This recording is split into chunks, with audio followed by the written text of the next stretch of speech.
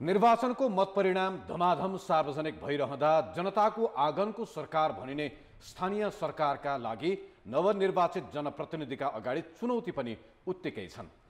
कान्तिपुर समाचारमा आज निर्वाचित प्रतिनिधिका वाचा र मतदाताका अपेक्षा, 2/3 भन्दा बढी पालिकाको मतगणना सम्पन्न हुँदा जित र अग्रता दुवैमा कांग्रेस नै अगाडि। साथमा आज हामीसँग हुनेछ बजेटका सिद्धान्त र प्राथमिकतामाथि संसदमा छलफल सुरु भएको प्रसङ्ग, अनि देश बाहिरका सन्दर्भमा सदस्यताका लागि नेटोलाई फिनल्यान्ड र स्विडेनको आधिकारिक पत्र र खेलकुदमा नेपाल T20 लिग आयोजना गर्ने क्यानको घोषणा लगायतका समाचार।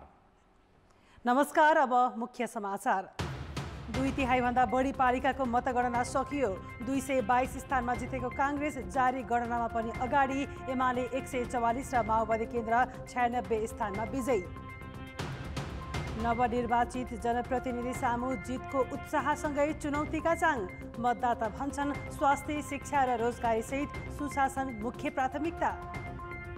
विकासको कामहरूदेखि लिएर स्वास्थ्य, शिक्षा सबैमा के समस्याहरू छ त्यो बुझेर उनीहरूले त्यो सहयोग गर्नुपर्छ। जनताको चाहिँ काम गर्ने, सुख दुःखमा साथ दिने।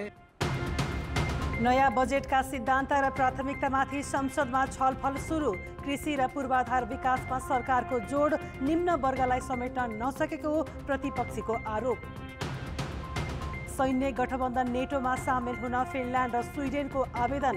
प्रस्ताव पारित भए युरोपको सुरक्षा संरचनामा महत्त्वपूर्ण परिवर्तन। र नेपाल T20 लिगको पहिलो संस्करण असोज 8 गतेदेखि 6 टिम सहभागी हुने। पहिलो श्रेणीका खेलाडीको न्यूनतम मूल्य 15 लाख। स्थानीय तह निर्वाचनको मतगणनाको परिणाम सार्वजनिक हुने क्रम जारी छ। अहिलेसम्म 496 वटा पालिकाको अन्तिम परिणाम सार्वजनिक भएको छ। तीमध्ये नेपाली कांग्रेस 222 स्थानमा विजयी हुँदा नेकपा एमाले 144 स्थानमा जितेको छ। यस्तै माओवादी केन्द्र 96 स्थानमा विजयी भएको छ भने नेकपा एकीकृत समाजवादीले 9 पालिकामा जित हात पारेको छ। यस्तै जनता समाजवादी पार्टी 9 स्थानमा जित्दा राप्रपा र नेमकीपा सहित अन्य साना दल र स्वतन्त्र गरी 16 जना उम्मेदवार निर्वाचित भएका छन्। जारी मतगणनामा नेपाली कांग्रेस 94 पालिकामा अगाडि छ भने एमाले 55 पालिकामा अग्रस्थानमा छ। यसैगरी माओवादी केन्द्र 23, जनता समाजवादी पार्टी 25 र नेकपा एकीकृत समाजवादीले 11 तथा लोसपाले 10 पालिकामा अग्रता लिएका छन्। लोकतान्त्रिक समाजवादी पार्टीले भने प्रमुख पदमा खाता खोल्न सकेको छैन। पछिल्लो मत परिणाम अनुसार पाल्पाको तानसेन नगरपालिकाको प्रमुखमा नेपाली कांग्रेसका सन्तोषलाल श्रेष्ठ 11,273 मत ल्याएर निर्वाचित भएका छन्। धनकुटाको शहीद भूमि गाउँपालिकाको अध्यक्षमा एमालेका मनोज राई 4,214 मत ल्याएर निर्वाचित हुँदा सिराहाको सङ्खुवाना कारपट्टी गाउँपालिकाको अध्यक्षमा एकीकृत समाजवादीका केदारनाथ यादव 3,407 मत प्राप्त गरी निर्वाचित भएका छन्। यस्तै चितवनको खैरहनी नगरपालिकाको प्रमुखमा नेपाली कांग्रेसका शशि कुमार खनिया 14,545 मत प्राप्त गरी विजयी भएका छन्। डोल्पाको डोल्पो बुद्ध गाउँपालिकाको अध्यक्षमा स्वतन्त्र उम्मेदवार कारमा छोइबेल गुरुङ 535 मत प्राप्त गरी विजयी भएका छन् भने स्याङ्जाको चापाकोट नगरपालिकाको प्रमुखमा कांग्रेसका देव बहादुर खाँड 7,490 मत प्राप्त गरी विजयी भएका छन्। चितवनको इच्छा मनोकामना गाउँपालिकाको अध्यक्षमा एमालेका दान बहादुर गुरुङले 6,110 मतसहित विजयी भएका छन्। रूपन्देहीको देवदह नगरपालिकाको प्रमुखमा एमालेका धुरप खरेल 12,943 मतसहित विजयी हुँदा रामेछापको लिखु तामाकोशी गाउँपालिकाको अध्यक्षमा कांग्रेसका केशव महत 5,112 मत प्राप्त गरी विजयी भएका छन्। रूपन्देहीको देवदह नगरपालिकाको प्रमुखमा एमालेका ध्रुव प्रसाद खरेल र 12,942 मत प्राप्त गरी विजयी भए भने बाराको निजगढ नगरपालिकाको प्रमुखमा नेकपा एमालेका सुरतपुरी 9,475 मत प्राप्त गरी विजयी भए।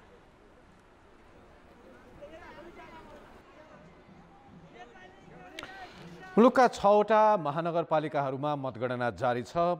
काठमाडौँ महानगरको पछिल्लो मतपरिणामका बारेमा जानकारी दिनका लागि प्रत्यक्ष सम्पर्कमा काठमाडौँको राष्ट्रिय सभागृहबाट सहकर्मी पर्वत राज घिमिरे प्रत्यक्ष सम्पर्कमा छन्। पर्वतजी, काठमाडौँ महानगरको पछिल्लो मतपरिणाम के छ? मतगणना कसरी चलिरहेको छ?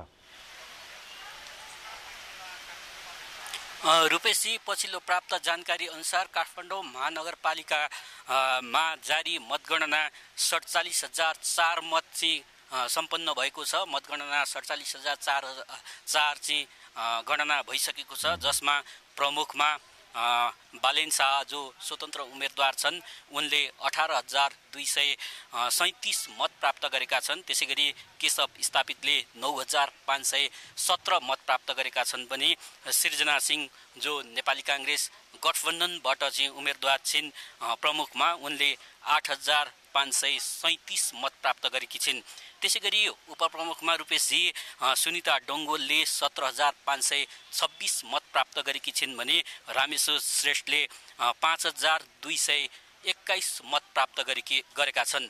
रूपेशजी, पछिल्लो समय काठमाडौँ महानगरपालिका अन्तर्गत 1 नम्बर, 2 नम्बर, 3 नम्बर र 5 नम्बरको मतगणना सार्वजनिक भइसकेका छ भने यति बेला 4 नम्बर, 6 नम्बर, 7 नम्बर, 28, 29, 30, 31 र 32 नम्बर वडाको मतगणना अहिले पनि जारी छ।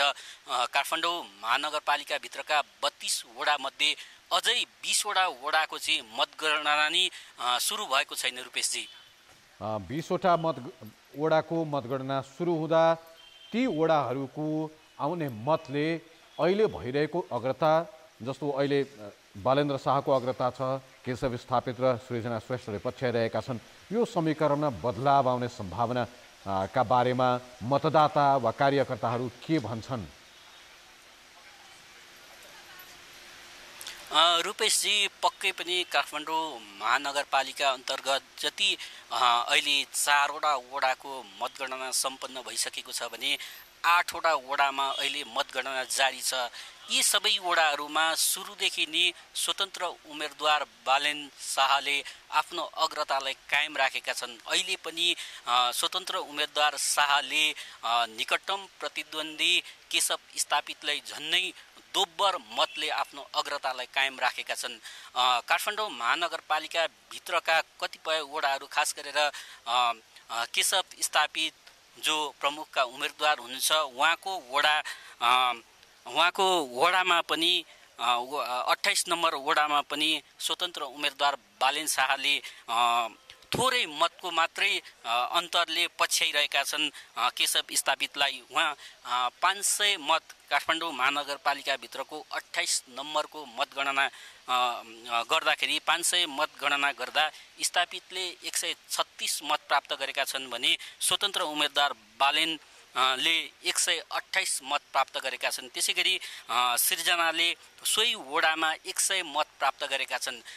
गठबन्धन दलहरूले खास गरेर भित्री सहरहरूमा चाहिँ आफ्नो पकड रहेको दाबी गर्दै आएका छन्। त्यसैगरी प्रमुख प्रतिपक्षीय दल नेकपा एमालेका प्रमुख पदका उम्मेदवार स्थापितले पनि भित्री बजारलाई चाहिँ आफ्नो पकडको रूपमा व्याख्या गर्दै आएका छन्। तर हामी निरन्तर सुरुदेखि नै यो मतगणनाको स्थलमा आएर हामीले रिपोर्टिङ गर्दाखेरि त्यो मतगणनाको सबै वडाहरूको मतगणना हेर्दाखेरि र उनले पाएको मतान्तर हेर्दाखेरि भित्री वडाहरू, खास गरेर पुरानो बस्ती रहेको र नेवार समुदायको बस्ती रहेको स्थानमा आफ्नो पकडमा आउँछ भनेर दलहरूले दाबी गरिरहँदाखेरि स्वतन्त्र उम्मेदवारले सबै वडाहरूमा आफ्नो लिड गरिरहेका छन्।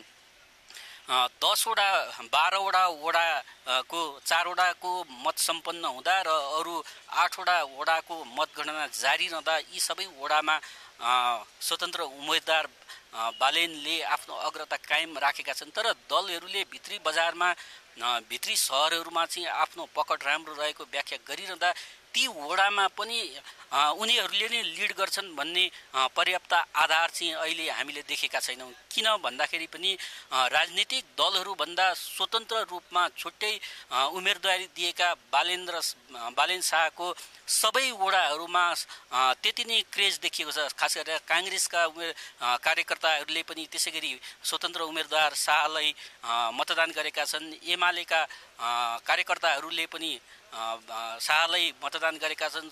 युवाहरूले पनि सबै समूहका मतदाताहरूले शाहलाई मतदान गरेको त्यो अहिलेसम्म मतगणना भएको परिणामले पनि त्यो कुरालाई पुष्टि गर्दछ। धन्यवाद रूपेशजी, अझै धेरै वडाहरू खास गरेर धन्यवाद पर्वत घिमिरे। काठमाडौँको राष्ट्रिय सभागृहमा काठमाडौँ महानगरपालिकाको मतगणना चलिरहेको सन्दर्भमा त्यहाँको पछिल्लो मतपरिणामका बारेमा जानकारी दिँदै यसपछि लागौँ भरतपुरतर्फ। भरतपुर महानगरपालिकाको पछिल्लो मतपरिणामका बारेमा जानकारी दिन त्यहाँबाट प्रत्यक्ष सम्पर्कमा छन् राजु चौधरी। राजुजी, के छ भरतपुर महानगरपालिकाको पछिल्लो मतपरिणाम? रूपेशजी, भरतपुर महानगरपालिकाको मतगणना जारी छ र अहिलेसम्ममा 31,793 मतगणना भइसकेको छ र यसमा सत्ता गठबन्धनबाट नेकपा माओवादी केन्द्रकी रेणु दाहाल 2205 मतले अग्रता लिएकी छिन्। उनको मत रहेको छ 11,750 र उनले पछ्याएका छन् नेकपा एमालेका विजय सुवेदीले र उनले 9,545 मतले पछ्याएका छन्। र त्यस्तै स्वतन्त्र उम्मेदवार रहेका छन् जगन्नाथ पौडेल, उनले 5,171 मत प्राप्त गरिसकेका छन्। यस्तै उपमेयरमा नेपाली कांग्रेसका चित्रसेन अधिकारीले 13,938 मत प्राप्त गरेर अग्रस्थानमा रहेका छन् भने उनले पछ्याएका छिन्। राप्रपाकी हिमला गुरुङले 7,750 मतले पछ्याएको अवस्था छ र भरतपुरमा अलि पछिल्लो समय निकै तीव्र गतिमा चाहिँ मतगणना भइरहेको छ र छिटो छिटो मत परिणाम चाहिँ आउने क्रम जारी छ। अब भरतपुरमा करिब 96,000 मत चाहिँ अब गणना चाहिँ बाँकी रहेको छ रूपेशजी। अब यो 96,000 मत गणना कुन कुन वडाको बाँकी रह्यो र ती वडाहरूमा वडाध्यक्ष वा अरू पदहरूमा कस्तो खालको मत खसेको पाइएको छ? अहिले भरतपुरमा विशेष गरी वडा नम्बर 1 देखि सुरु भएको हो र अहिले वडा नम्बर 7 र 8 मा अहिले गणना भइरहेको छ र लगत्तै 7 र 8 सकेपछि 9 बाट 29 वडासम्म लगातार त्यसरी मतगणना गर्ने हामीले जानकारी पाएका छौं र अहिलेसम्मको 7 र 8 को मत परिणाम हामीले हेर्दाखेरि रेणु दाहाललाई सबै ठाउँबाट चाहिँ मत प्राप्त भएको देखिन्छ। विशेष गरी नेकपा एमालेबाट पनि रेणु दाहाललाई मत गएको देखिन्छ। सोही आधारमा स्वतन्त्र उम्मेदवारले कांग्रेसको मत काटिरहँदा पनि रेणु दाहालले अग्रता लिइरहेको अवस्था छ र अहिलेको अवस्थामा 7 र 8 मा वडा नम्बर 7 मा एकीकृत समाजवादीका वडाध्यक्ष उम्मेदवारले अग्रता लिइरहेका छन् भने वडा नम्बर 8 मा नेपाली कांग्रेसका उम्मेदवारले अग्रता लिइरहेका छन् र यी दुईवटामा अहिले सत्ता गठबन्धनले राम्रो मत ल्याइरहेको अवस्था छ। तर नेकपा एमालेले 10, 11, 12 तीनटा वडाको प्रतीक्षामा छ। तीन वडामा कस्तो मत आउँछ उनीहरूले यसलाई पर्खेर हेरेको अवस्थामा रहेको छ। अहिले 2200 मतले अगाडि रहेको छिन् रेणु दाहाल। त्यसले गर्दाखेरि अब पछ्याउनको लागि निकै कठिन अवस्था बनिरहेको छ विजय सुवेदीको लागि र 10, 11, 12 तीनटा वडा अझ बाँकी नै छ। अहिले 8 वडा मतगणना भइरहेको छ र त्यसलाई एकदम सबैले चासोको साथ हेरेका छन् र अहिलेको ट्रेन्ड हेर्ने हो भने चाहिँ गठबन्धनलाई फाइदा पुगिरहेको अवस्था देखिन्छ रूपेशजी। धन्यवाद राजुजी। भरतपुर महानगरपालिकाको पछिल्लो मत परिणामका बारेमा जानकारी दिँदै राजु चौधरी। काठमाडौँमा बालेन्द्र शाहको अग्रता कायमै छ, 18,237 मत प्राप्त छ। भरतपुरमा रेणु दाहालको अग्रता कायमै छ, 11,750 मत प्राप्त भएको छ उनलाई। विजय सुवेदीले 9,545 मतका साथमा पछ्याइरहेका छन्। यी त भए दुईवटा महानगरपालिकाको पछिल्लो मत परिणाम। बाँकी 4वटा महानगरपालिकाको पछिल्लो मत परिणामका बारेमा जानकारी दिनका लागि अनिता शाह। काठमाडौँ र भरतपुर महानगरपालिकाको अपडेटपछि अब ललितपुर महानगरपालिकाको अपडेट, पछिल्लो अपडेट के छ? ललितपुर महानगरपालिकाको अपडेटका लागि नेपाली कांग्रेसका चिरीबाबु महर्जनको 13,646 मत प्राप्त गर्दै अग्रस्थानमा छन् भने नेपाल कम्युनिस्ट पार्टी एमालेका हरिकृष्ण बेन्जनकार 7,051 मतसहित उनलाई पछ्याइरहेका छन्। यो मेयर पदमा, प्रमुख पदमा भने उपप्रमुख पदका लागि नेपाल कम्युनिस्ट पार्टी एमालेका मञ्जली शाक्य बज्राचार्य 7,200 78 मत प्राप्त गर्दै उपप्रमुखमा अग्रस्थानमा छन् भने नेपाल कम्युनिस्ट पार्टी माओवादी केन्द्रका बाबुराज ब्रजाचार्य 5404 मत ल्याउँदै ब्रजाचार्यलाई पछ्याइरहेका छन्। र अब मोरङ विराटनगर महानगरपालिकाको अपडेट के छ? विराटनगर महानगरपालिकाको अपडेटमा नेपाली कांग्रेसका नागेश कोइराला प्रमुखमा 15,430 मत प्राप्त गर्दै अग्रस्थानमा छन् भने नेपाल कम्युनिस्ट पार्टी एमाले सागर कुमार थापा 11,493 मत प्राप्त गर्दै कोइरालालाई पछ्याइरहेका छन्।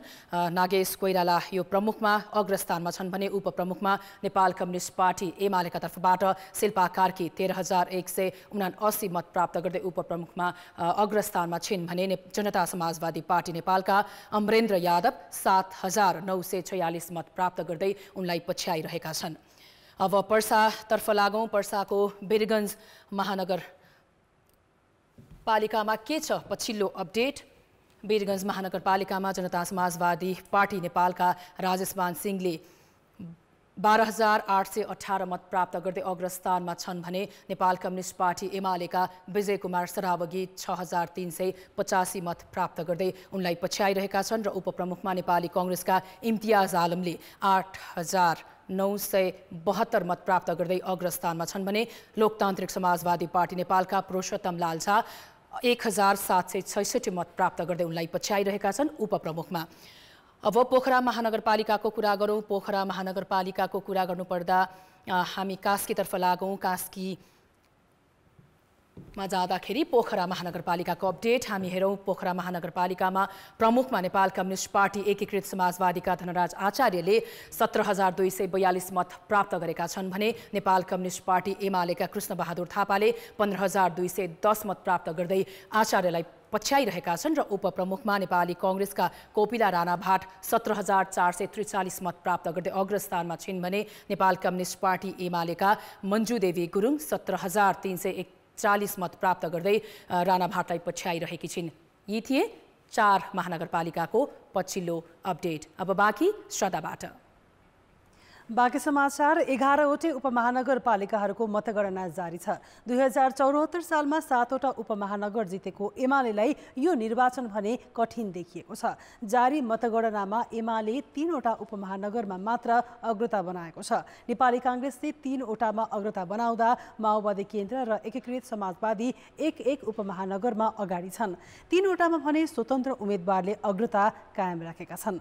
बाँकेको नेपालगञ्ज उपमहानगरपालिकामा कांग्रेसका प्रशान्त विष्टले 15,497 मत प्राप्त गर्दा नेकपा एमालेका पशुपति दयाल मिश्राले 7,746 मत पाएका छन्। सुनसरीको धरान उपमहानगरपालिकामा स्वतन्त्र उम्मेदवार हर्कराज राईले 8,140 मतसहित अग्रता लिएका छन्। उनलाई नेपाली कांग्रेसका किशोर राईले 8,126 मतले पछ्याइरहेका छन्।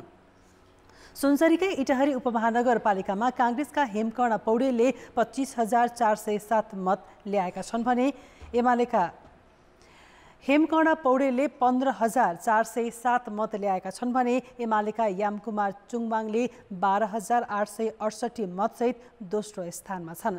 बाराको जितपुर सिमरा उपमहानगरपालिकामा माओवादी केन्द्रका राजन पौडेलले 18,224 मत ल्याउँदा एमालेकी सरस्वती देवी चौधरीले 16,689 मतसहित दोस्रो स्थानमा छन्। धनुषाको जनकपुर उपमहानगरपालिकामा स्वतन्त्र उम्मेदवार मनोज कुमार शाह 4,466 मतसहित अग्रता लिएका छन्। उनलाई एमालेका शिवशंकर शाहले 3,023 मतसहित पछ्याइरहेका छन्।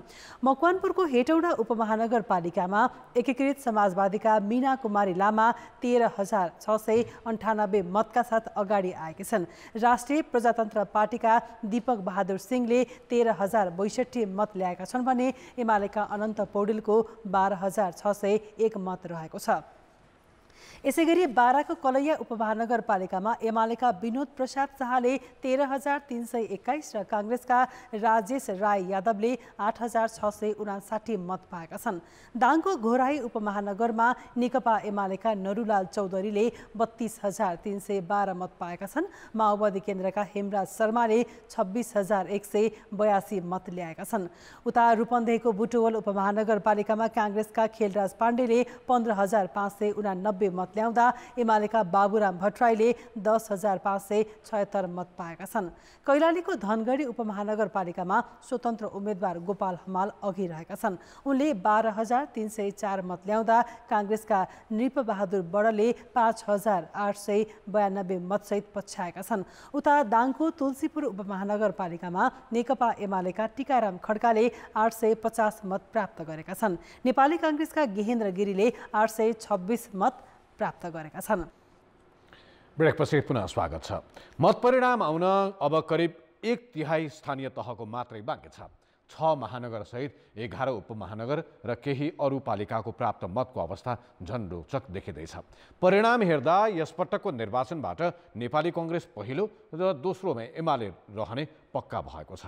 माओवादी केन्द्रले अघिल्लो पटकको जनमत केही सुधार गरेको देखिन्छ भने एकीकृत समाजवादीलाई अस्तित्व जोगाउन हम्मे पर्यो। स्थानीय तहको जनमत सार्वजनिक भइरहँदा दलहरूका पनि फरक टिप्पणी आउन थालेका छन्।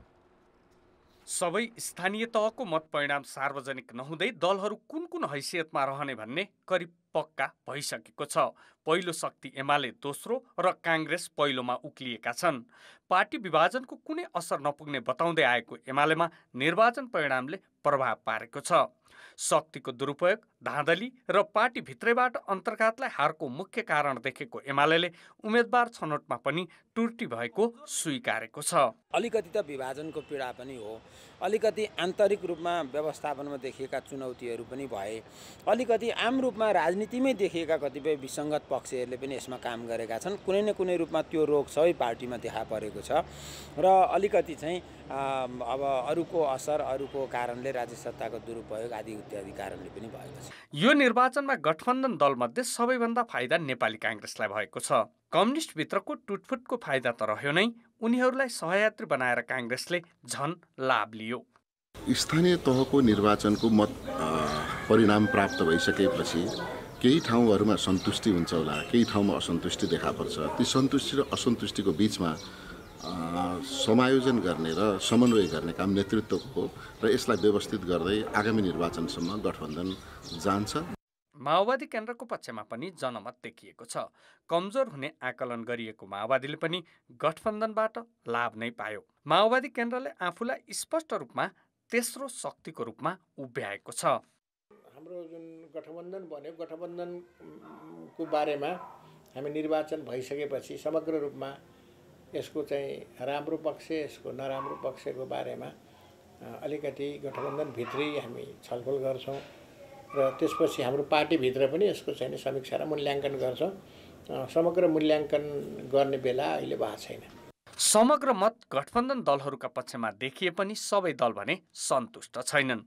जनता समाजवादी पार्टी र एकीकृत समाजवादी पार्टी आफूले पाएको मतप्रति असन्तुष्टि जनाएका छन्। एमालेबाट अलगिएको एकीकृत समाजवादीले त पार्टी विभाजनका बेला बाहिरिएका सांसदको संख्या जति पालिका पनि जित्ने देखिएन। त्यसैले कतिपय नेताहरूले यसको समीक्षा जरुरी देखेका छन्। तर गठबन्धनलाई अर्को चुनावसम्मै लानेमा भने विमति देखिन्न। यद्यपि गठबन्धनको भविष्य के हुन्छ भन्ने नयाँ बहस भने सुरु भइसकेको छ। कान्तिपुर समाचारका लागि मोरङबाट अर्जुन सुवेदी र क्यामेरामा सुरज खड्काका साथ रेवन दाहाल र दीपक आचार्य, काठमाडौँ। स्थानीय तह निर्वाचनको मत परिणाम आउने क्रम जारी रहेकै बेला नवनिर्वाचित जनप्रतिनिधिहरूका चुनौतीको पनि चर्चा हुन थालेको छ। अहिले निर्वाचित जनप्रतिनिधिमा उत्साहसँगै काम गर्ने दृढ सङ्कल्प देखिएको छ। तर उनीहरूका चुनौती पनि कम छैनन्। बितेका 5 वर्षमा आफूले सोचे जस्तो विकास नभएको गुनासो मतदाताको छ। यो अवस्थामा नवनिर्वाचित जनप्रतिनिधिहरूले कसरी काम गर्नुपर्छ त? स्थानीय तहको निर्वाचनको मत परिणाम सार्वजनिक हुने क्रम जारी छ। तर निर्वाचित जनप्रतिनिधि सामु चुनौतीका चाङ छन्। चुनौती र समस्या हल गर्न जनप्रतिनिधिको काँधमा ठुलो जिम्मेवारी आएको छ। शिक्षा, स्वास्थ्य, पूर्वाधार विकास लगायतका क्षेत्रमा धेरै र नयाँ काम गर्नुपर्ने दायित्व जनप्रतिनिधिहरूको छ। यो सँगै स्थानीय स्तरमा देखिएको बेरोजगारी समस्या समाधान गर्नुपर्ने छ। हिजो हामी एउटा शासक रूपमा प्रस्तुत भयो भन्ने कुरा छ। यसपालि हामी निर्वाचनमै हामी एउटा स्लोगन नै हामी शासक होइन सेवकको रूपमा काम गर्ने भनेर हामीले प्रतिबद्धता जाहेर गरेका छौँ। त्यही विश्वासका साथ मतदाताले हामीलाई मत दिएर विजय गरेको छ। हामी मतदातालाई निराश गर्न दिन्नौँ। संवैधानिक व्यवस्था अनुसार धेरै स्थानीय तहले ऐन नियम बनाउन सकेका छैनन्।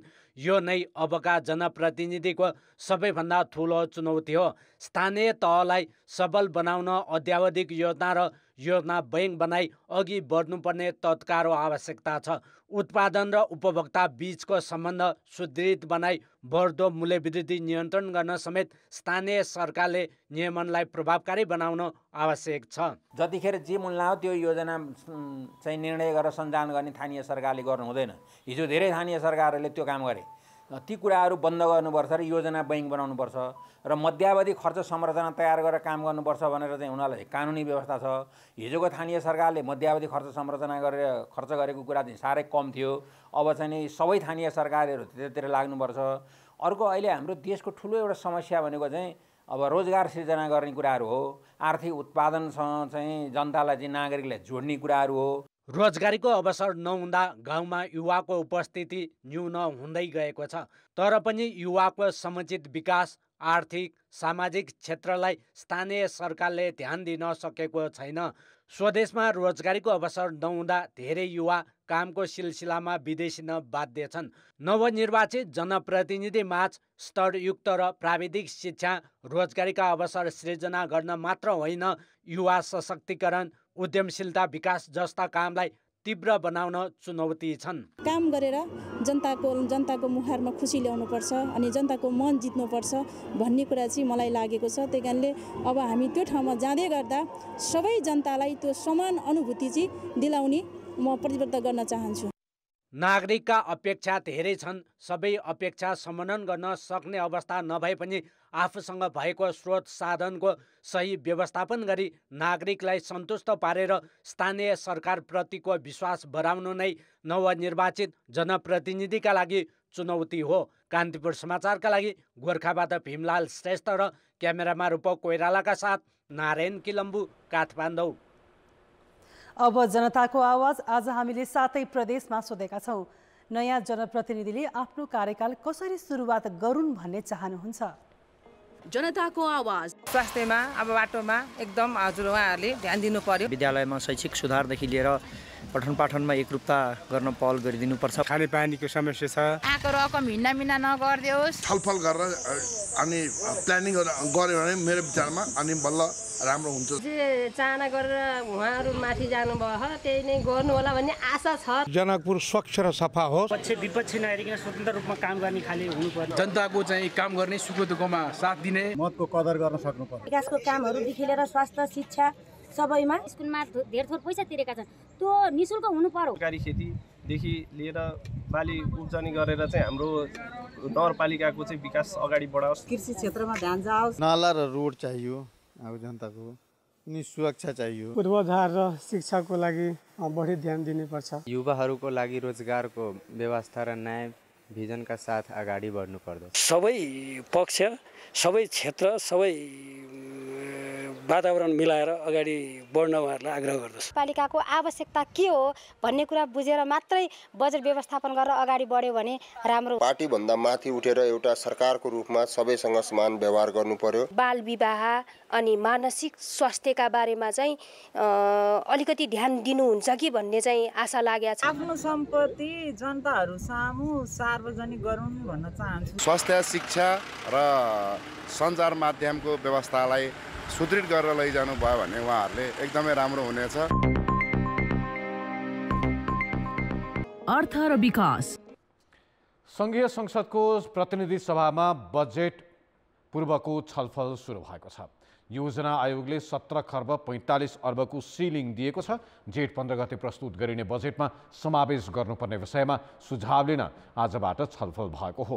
अर्थमन्त्री जनार्दन शर्माले हिजो पेश गरेको विनियोजन विधेयकको सिद्धान्त र प्राथमिकताको प्रस्तावमाथि सत्तापक्ष र विपक्षी सांसदहरूले आफ्ना धारणा राखेका छन्।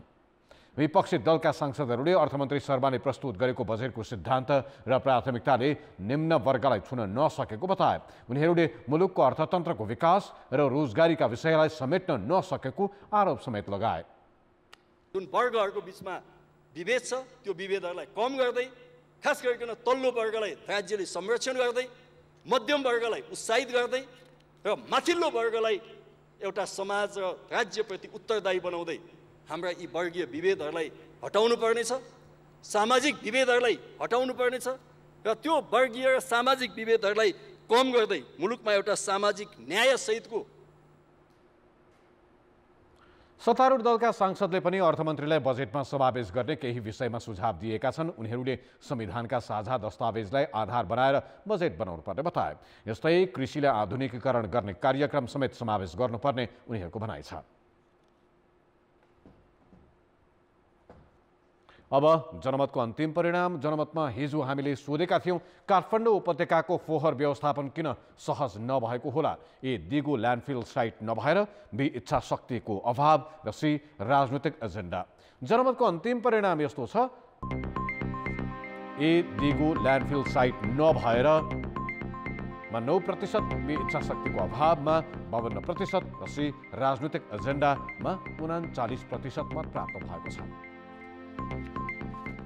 अब आजको प्रश्न।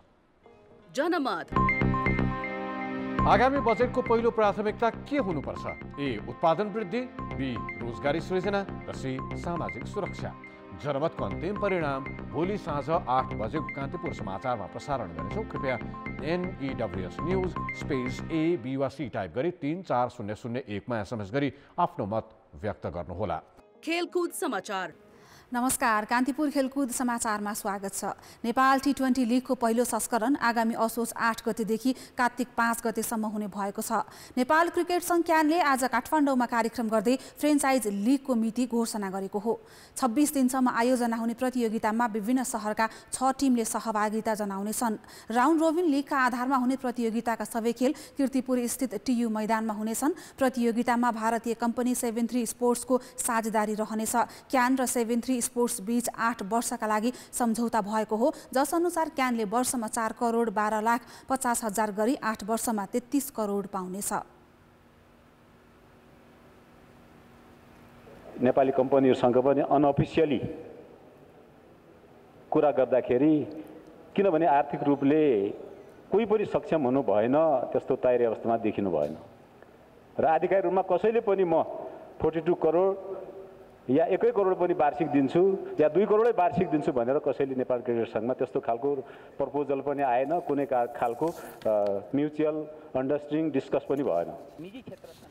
आइसिसीका अनुसार एउटा देशमा एउटा मात्रै आधिकारिक लिग गर्न पाउने नियम रहेकाले नेपाल क्रिकेट सङ्घ निलम्बन हुँदा सञ्चालनमा आएका 3 फ्रेन्चाइज भने अनिश्चित बनेका छन्।